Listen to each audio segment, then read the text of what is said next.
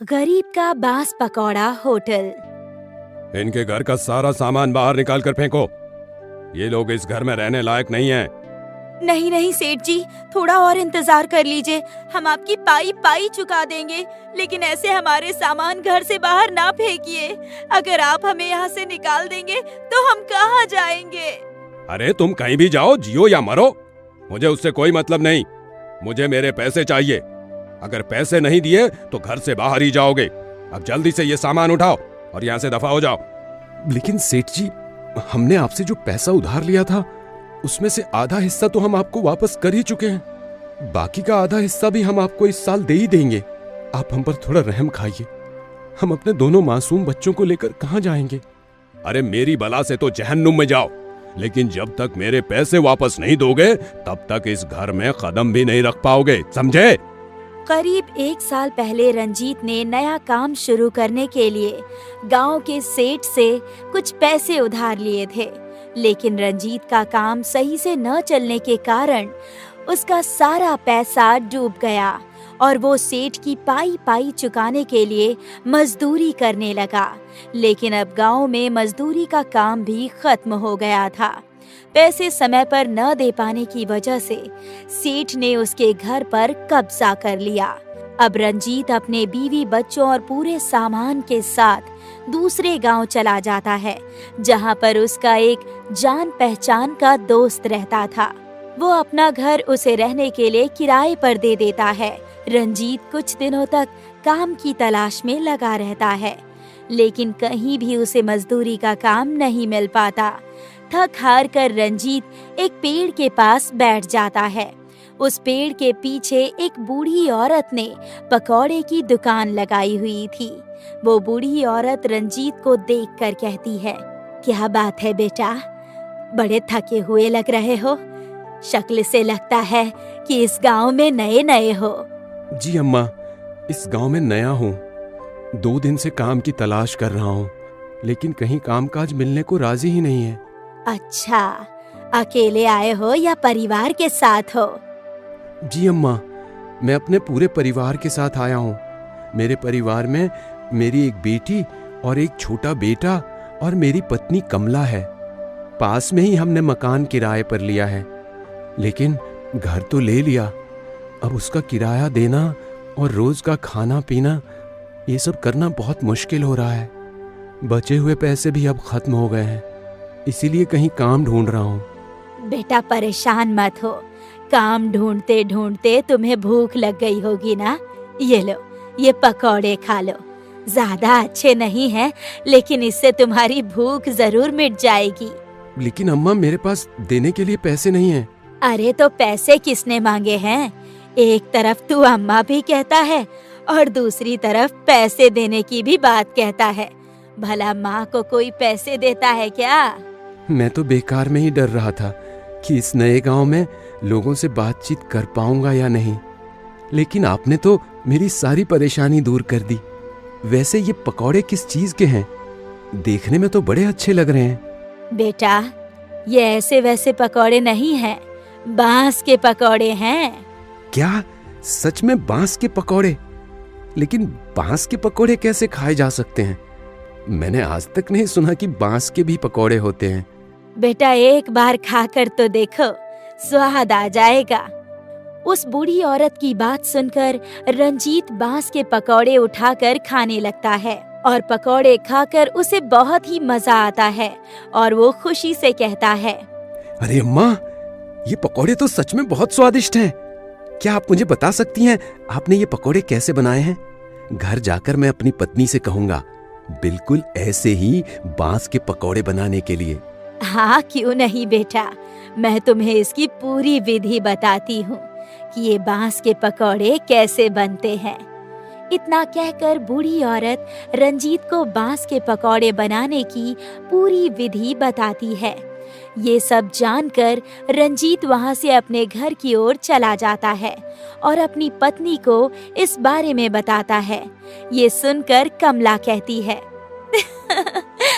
अजी, मुझे तो लगता है कि काम ढूंढने के चक्कर में आपके दिमाग पर गर्मी छा गई है। भला बांस के पकौड़े भी कभी बनते होंगे? अरे कमला, तुम मेरी बात को मजाक में क्यों ले रही हो? मैं सच कह रहा हूँ। पास के एक पेड़ के नीचे एक बूढ़ी अम्मा ने पकौड़े की दुकान लगा रखी थी, तो मैं उनसे पकौड़े बनाने की विधि भी पूछ कर आया हूँ। तो एक बार तुम भी बनाकर देखो ना। पैसा धेला घर में कुछ नहीं है और यहाँ पर मियाँ जी की नई नई फरमाइशें हो रही हैं। अब बताओ, ये बांस के पकौड़े बनाने के लिए मैं बांस लाऊं कहाँ से? माँ, मुझे पता है ये बांस कहाँ पर मिलेंगे। मैंने देखा है पीछे की पहाड़ियों पर जो पेड़ है ना, वहाँ पर कुछ बांस के भी पेड़ लगे हुए हैं जो कि खाने के लायक होते हैं। मैंने किताबों में पढ़ा है कुछ बांस ऐसे भी होते हैं जिन्हें खाया जा सकता है। लो, अब बांस लाने की भी दिक्कत खत्म हो गई। बेटा, तुम जल्दी से जाकर वहाँ से कुछ बांस तोड़ लाओ और फिर हम आज बांस के पकौड़े खाएंगे। रंजीत की बेटी चिंकी पहाड़ी के पीछे वाले जंगल से कुछ बांस तोड़कर ले आती है। शाम के समय रंजीत की पत्नी कमला रंजीत जो विधि बताता है उसी के अनुसार बांस के पकौड़े बनाने शुरू कर देती है। कुछ देर बाद पकौड़े बनकर तैयार हो जाते हैं और सभी बैठकर एक साथ वो पकौड़े खाते हैं। पकौड़े खाकर सभी को बहुत ही स्वाद आता है। अजी, आप तो सच कह रहे थे, ये बांस के पकौड़े तो सच में बड़े ही स्वादिष्ट हैं। तुमने सही कहा कमला, ये बिल्कुल वैसे ही बने हैं जैसे कि उन बूढ़ी अम्मा ने बनाए थे। रंजीत जी, मैं क्या कहती हूँ, क्यों ना हम भी इन बांस के पकौड़े का एक ठेला लगा लें। जैसे हमने पहली बार ये बांस के पकौड़े खाए तो हमें बहुत ज्यादा पसंद आए, वैसे ही और लोग भी इन बांस के पकौड़े के बारे में नहीं जानते होंगे और वो भी इसे खाकर बहुत खुश हो जाएंगे और ऐसे ही हमारी कमाई भी लगातार होती रहेगी और आपको कहीं काम ढूंढने की जरूरत भी नहीं पड़ेगी।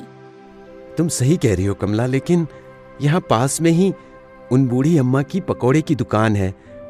अब उनके बगल में ही हम एक और पकौड़े की दुकान खोल लेंगे तो ये तो धोखेबाजी हुई ना। उन्होंने ही हमें बांस के पकौड़े बनाने सिखाए हैं। हम ऐसा नहीं कर सकते। मैं कुछ और काम देखता हूँ। अगली सुबह रंजीत किसी दूसरे काम की तलाश में निकल जाता है और जब वो उस पेड़ के पास से गुजरता है तो वो देखता है कि उस पेड़ के पास में पकौड़े की दुकान ही नहीं लगी थी और न ही उसको वो अम्मा दिखाई दे रही थी। रंजीत ये देखकर परेशान हो जाता है और आसपास वालों से बूढ़ी अम्मा के बारे में पूछता है। अरे भाई साहब, यहाँ पर एक बूढ़ी अम्मा पकौड़े की दुकान लगाया करती थी, आज वो नहीं आई है क्या? अले भाई, छपना देख ले हो क्या? यहाँ कब ते पतोले की दुकान लगने लगी? सच में मैंने कल यहाँ पर बूढ़ी अम्मा को पकौड़े की दुकान लगाए हुए देखा था। वो बांस के पकौड़े बेच रही थी, लेकिन आज उन्होंने अपनी दुकान नहीं लगाई। अले भाई, लगता है तुम इस गांव में नए हो। आज तक इस पेड़ के नीचे मैंने किसी बूढ़ी अम्मा तो पतोले लगाते हुए नहीं देखा। ऐसा कैसे हो सकता है? मैंने तो खुद उनके हाथ से बने बांस के पकौड़े खाए हैं। रंजीत आसपास के सभी लोगों से उस बूढ़ी औरत के बारे में जानकारी लेता है, लेकिन किसी को भी उस बूढ़ी औरत के बारे में कुछ नहीं मालूम था। ये जानकर रंजीत बहुत हैरान हो जाता है और घर वापस आ जाता है। उसके बाद वो कमला को जाकर सब कुछ बताता है और कमला रंजीत से कहती है, अगर ऐसी ही बात है तो अब उस पेड़ के नीचे आप ही अपने पकौड़ी की दुकान क्यों नहीं खोल लेते हैं? आपको तो पता ही है ना कि हम कितने मजबूर हैं। हमें कैसे भी करके अपना घर छुड़ाना है और इस घर का भी तो किराया देना है ना, और ऊपर से जो रोज का खर्च है वो अलग। हाँ कमला, तुम सही कह रही हो। लगता है भगवान खुद हमारी मदद करने एक बूढ़ी अम्मा के रूप में आए थे, इसलिए उन्होंने हमें बांस के पकौड़े बनाने का रास्ता बताया है। चलो आज से ही काम पर लग जाते हैं। ठीक है पापा, तो मैं और सोनू जाकर पीछे पहाड़ियों से थोड़े और बांस ले आते हैं।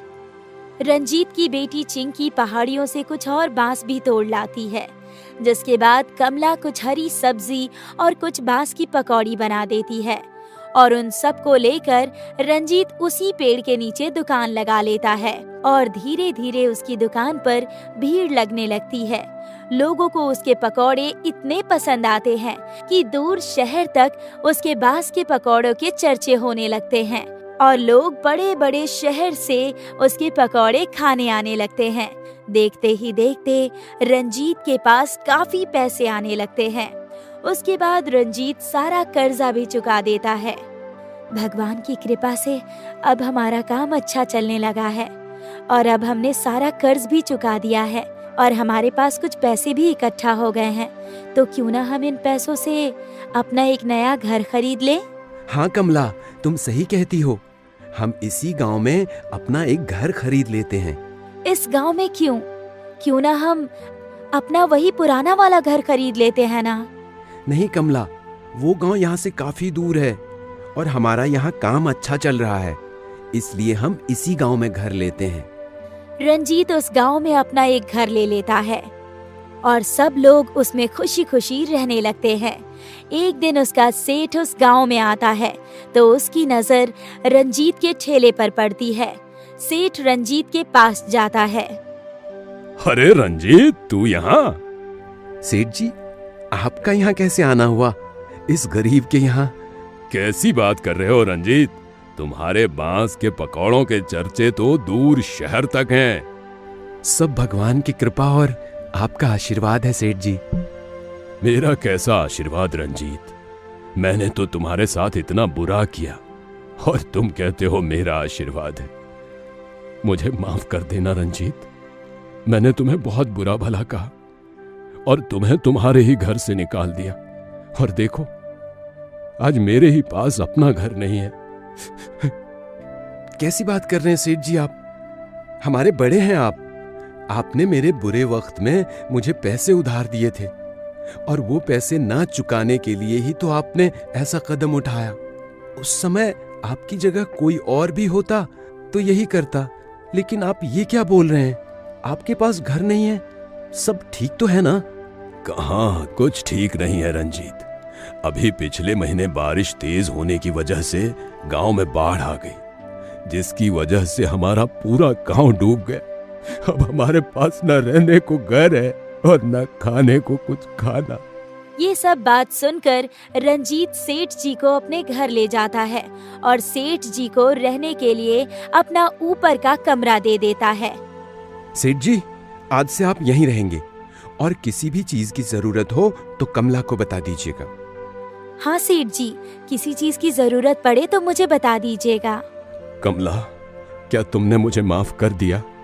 मैंने तुम लोगों को अपने ही घर से निकाल दिया और तुम लोगों ने मुझे रहने के लिए अपना कमरा दे दिया। तुम लोग सच में बहुत दयालु हो। सेठ जी, शर्मिंदा मत होइए। वो कहते हैं ना, भगवान जो करता है अच्छे के लिए करता है। अब आप खुद ही देख लीजिए, अगर आप हमें उस दिन नहीं निकालते तो आज हम इतनी अच्छी हालात में नहीं होते। आप फिक्र मत कीजिए, भगवान आपके लिए भी अच्छा ही करेंगे। और उसके बाद सब लोग खुशी खुशी खाना खाते हैं। वसंतपुर गांव में अमीर जमींदार जय सिंह रहता था। उनके 2 बेटे थे, अमन और राहुल।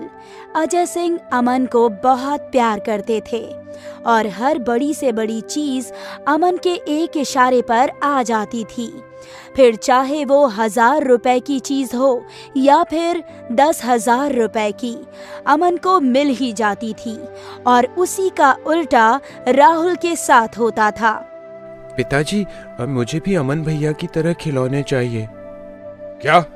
अभी मेरे पास पैसे नहीं है। जब अमन का मन खिलौनों से भर जाएगा या टूट जाएगा तो तू ले लेना। हर चीज की तरह राहुल को कपड़े भी पुराने मिलते थे। वो कहते हैं ना, खानदान का बड़ा बेटा ही खानदान का नाम रोशन करता है। इस बात को अजय सिंह ने अपने मन में गांठ बांध ली थी, इसलिए हर चीज अपने बेटे अमन के लिए वो किया करते थे। राहुल को कभी भी बाप का प्यार मिला ही नहीं और माँ बचपन में ही स्वर्ग सिधार चुकी थी। अगली सुबह अजय सिंह के घर के बाहर गाड़ी लगी थी और अजय सिंह अमन को गले लगा रहे थे। ये देखते ही राहुल भागते हुए पिताजी के पास आ गया। पिताजी, ये क्या हो रहा है? भैया कहाँ जा रहे हैं? तेरा भैया शहर जा रहा है पढ़ाई करने। अब सीधा ग्रेजुएट होकर गांव लौटेगा। क्या सच में? फिर मैं कब जाऊंगा शहर पढ़ाई करने? तू यहीं रहेगा। मुझे भी पढ़ाई करनी है। खेत में काम कर करके हाथों में छाले आ गए हैं। मैं एक ही बेटे को पढ़ा सकता हूँ और वो अमन है। तुझे यहीं खेतों में काम करना होगा। जा, जानवरों को पानी पिला। अजय सिंह राहुल को नौकर की तरह मानता था। राहुल चुपचाप सारा काम किया करता था। अजय जी कैसे हो? बढ़िया। सुना है अमन को शहर भेजो हो पढ़ाई करने। अब छोटे राहुल कहाँ भेजोगे? विदेश? ये राहुल, ये तो गांव में भी रहने के लायक नहीं है। इस पागल राहुल के लिए यही काफी है। पिताजी, अनाज की बोरी कहाँ रखूं? मेरे सर पे रख दे। दिन बीतते गए। अजय सिंह राहुल से हर छोटे से छोटा काम करवाया करता था। कड़ी धूप में खेत जुतवाना, रात भर अनाज की बोरियां उठवाना। कुछ सालों बाद आज अमन अपना ग्रेजुएशन पूरा करके गांव आ रहा था। अजय सिंह और राहुल सब बहुत खुश थे। क्यों अजय, आज तो तेरा बेटा शहर से वापस आ रहा है। तुझे अपना वादा याद है ना? हाँ हाँ याद है। तेरी बेटी से ही मेरे बेटे की शादी होगी। कहीं तेरा बेटा ना माना तो? मेरा बड़ा बेटा है, ऐसा हो ही नहीं सकता है। अमन गांव आया, पर अपनी पत्नी मोना के साथ। शहर में ही अमन ने बिना बताए शादी कर ली थी। ये देखकर अजय सिंह गुस्से से लाल हो गए, पर अमन को कुछ भी नहीं कहा। अमन आते ही घर के अंदर चला गया अपनी पत्नी के साथ। ये हैं तेरे बेटे के संस्कार। मेरी बेटी से शादी नहीं किया ठीक है। शहर में रहता है तो शहर वाली ही लड़कियां पसंद आएगी, पर गांव आते ही अपने से बड़े बुजुर्गों के पैर तो छूने चाहिए थे। इतनी दूर से आया है, थका होगा। एक बात सच कहूं अजय, मैं खुश हूँ। मैंने अपनी बेटी की शादी अमन से नहीं की, पर तुझे वादा तो किया था तेरे बेटे से ही मेरी बेटी की शादी होगी। अब मैं अपनी बेटी लक्ष्मी की शादी राहुल से करूंगा। क्या? उस अनपढ़ से? वो तेरी बेटी को अच्छी जिंदगी नहीं दे पाएगा। वो सब मेरी बेटी देख लेगी, पर राहुल लक्ष्मी को खुशियां बहुत देगा। देख रघु, अगर तूने लक्ष्मी की शादी राहुल से की तो तेरी मेरी दोस्ती खत्म। अजय सिंह गुस्से में घर के अंदर जाता है और अमन को सोता हुआ देखता है। अमन, अमन! दिखाई नहीं देता? साहब सो रहे हैं, जाओ एक गिलास पानी लेकर आओ। ये सुनकर राहुल एक गिलास पानी लेकर आता है और अमन के मुंह पर फेंक देता है। तू पागल है क्या? दिखाई नहीं दे रहा कि अमन सो रहा है? हमको सब दिखाई दे रहा है। लगता है तुम्हें कुछ नहीं दिखाई दे रहा है। जिससे तुम पानी मांग रही हो वो पिताजी हैं, तुम्हारे ससुर। मुझे माफ कीजिएगा ससुर जी। क्या हो गया, क्यों चिल्ला रहे हो? आंखें खोलेगा तभी दिखाई देगा। कैसी मेहरारू लाया है, पिताजी से पानी मांग रही है। मांगेगी? तू बोलने वाला कौन है? अनपढ़ साले, इस घर का नौकर है, नौकर की तरह ही रह। हाँ, हम नौकर हैं, क्या कर लेगा? शहर से यही सीख के आया है तो ज्यादा बकबक मत कर। ये बोलने वाला तू कौन होता है? पिताजी, इसे अभी के अभी घर से बाहर निकालिए, वरना मैं घर छोड़कर चला जाऊंगा। राहुल, अभी के अभी घर से बाहर जा। पर पिताजी, हमारी कोनो गलती नहीं है। अजय सिंह कमरे के अंदर जाते हैं और जायदाद के पेपर्स लेकर आते हैं। ये ले, घर जायदाद के पेपर तेरी औकात से ज्यादा है और वापस इस घर में मत आना। अजय सिंह ने राहुल को धक्के मारकर घर से बाहर निकाल दिया। अच्छा किया आप। वैसे भी उसने किया क्या है हमारे लिए? बड़ा बदतमीज है। अच्छा किया ससुर जी। अगली सुबह अजय सिंह अमन को कुछ पैसे बैंक में जमा करवाने के लिए देता है। अमन, ये पैसे बैंक में जमा कर देना। अमन हामी भर के फिर से सो जाता है। पूरा दिन अमन बस सोया ही रहता है। अजय सिंह घर आता है। अमन, तूने पैसे बैंक में जमा नहीं किए? वो पिताजी उठ नहीं पाया। अजय सिंह कुछ नहीं कहता है, पर अमन कुछ भी काम नहीं करता, बस खाता है और पूरा दिन सोता रहता है। ये देखकर कुछ दिन में अजय सिंह तंग आ गया। अमन, ये तेरी कौन सी नौटंकी है? पूरा दिन घर में सोया रहता है। घर आए हुए 6 महीने हो गए हैं, ना मेरे काम में हाथ बटा रहा है, ना तू कोई काम ढूंढता है। पिताजी, मैं आपके काम में हाथ नहीं बटा सकता हूँ। इतने छोटे काम मेरे लिए नहीं है। तो कोई काम भी कहाँ कर रहा है? अपने दोस्त के पास तेरे लिए बात की, वहाँ भी नहीं गया तू। जानवरों को पानी पिलाने के लिए कहा था, वो भी नहीं पिलाया। देख, तेरी वजह से मेरे जानवर मर रहे हैं। तो आप पिला दीजिए ना। पिताजी, आप भी तो पूरा पूरा दिन घूमते रहते हैं गांव में। अपने बाप को उल्टा बोलता है, शर्म नहीं आती? तुझसे लाख गुना अच्छा राहुल था, तेरी वजह से उसे घर से निकाल दिया। हाँ, तो उसी के पास जाओ ना।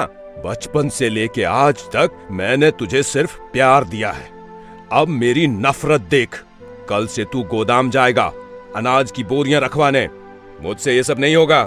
आप जाओ यहाँ से और मुझे सोने दो। तू क्या, तेरा बाप भी जाएगा।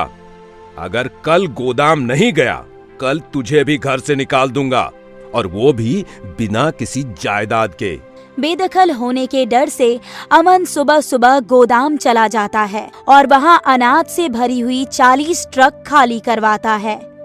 मैं तो बुरी तरह से थक गया हूँ, थोड़ा सो जाता हूँ। अमन थकान के चलते कुर्सी पर ही सो जाता है। गोदाम के बाजू में आग लग रही होती है। हल्की सी चिंगारी की वजह से गोदाम में आग लग जाती है। पूरा गोदाम जलने लगता है, पर अमन को कुछ पता ही नहीं चलता। अमन गहरी नींद में सो रहा होता है। अजय सिंह आते हैं और अमन को उठाते हैं। अमन, ये तूने क्या कर दिया? तू इतना लापरवाह और आलसी निकलेगा मुझे पता नहीं था। मेरी पूरी जिंदगी की कमाई तूने जला के रख दी। हे भगवान! ये बात पूरे गांव में फैल जाती है। सारे गांव वाले अजय सिंह से अनाज लेने आते हैं। अजय सिंह सारे गांव वालों से पहले ही अनाज के पैसे ले चुके होते हैं। अजय जी, हमारा अनाज दो या फिर हमारे पैसे दे दो। मेरे पास कोई पैसे नहीं है, सारे पैसों का अनाज मंगा लिया था। आपके समान ही मेरा भी अनाज जल गया। वो हमें नहीं पता, हमारा अनाज दो। कोई अनाज नहीं है। ये ऐसे नहीं मानेगा, सब लोग मिलके मारो इसे। तभी राहुल कार से बाहर निकलता है और कहता है, जिसके जितने पैसे हैं मुझे बताओ, मैं दूंगा। और अगर मेरे पिताजी को किसी ने एक हाथ लगाया ना, तो मुझसे बुरा कोई नहीं होगा। ये देख अजय सिंह बहुत खुश हो जाते हैं। राहुल एक कामयाब इंसान बन चुका था। उसने गांव वालों के पैसे लौटा दिए। बेटा, मुझे माफ कर दे, मैंने तुम दोनों में बहुत भेदभाव किया। नहीं पिताजी, आप माफी मत मांगिए। आज मैं जो भी हूँ आपकी वजह से हूँ। ये आपकी बहू है लक्ष्मी, रघु जी की बेटी। तेरा पिता सही था कि अच्छा हुआ तेरी शादी अमन से नहीं हुई और राहुल से। अजय सिंह को अपनी गलती का एहसास हो गया था। उन्होंने अमन को घर से निकाल दिया ताकि वो अपने आलस से लड़ सके और एक कामयाब इंसान बन सके। और अजय सिंह जी अपने बेटे राहुल और बहू लक्ष्मी के साथ खुशी खुशी रहने लगते हैं।